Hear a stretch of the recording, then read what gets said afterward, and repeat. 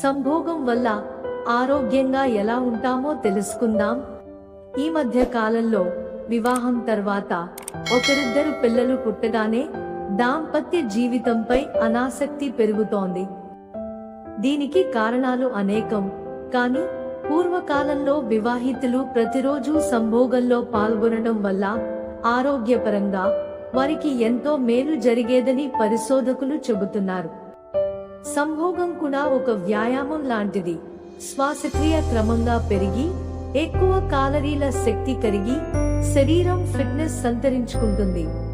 వారానికి 3 సార్లు అంటే 15 నిమిషాలు సంభోగంలో పాల్గొంటే ఏడాదికి 7500 కాలరీల శక్తి పోతుంది. అంటే 75 మైళ్ళు జాగింగ్ చేసినట్టే.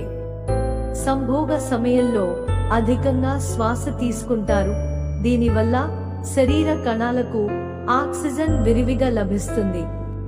సంభోగంలో ప్రతిరోజు పాల్గొనడం వల్ల ఎనలేని ప్రయోజనాలుంటాయని పలు అధ్యయనాలు తెలియజేస్తున్నాయి.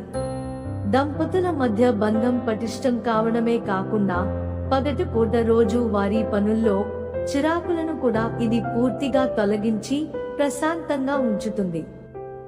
రక్త ప్రసరణ బాగా జరగడం వల్ల మనిషిని ఆరోగ్యవంతుణ్ణి చేస్తుంది సంభోగం. మాకు మీ సపోర్ట్ కోసం ఛానల్ ని లైక్ చేసి సబ్స్క్రైబ్ చేసుకోండి.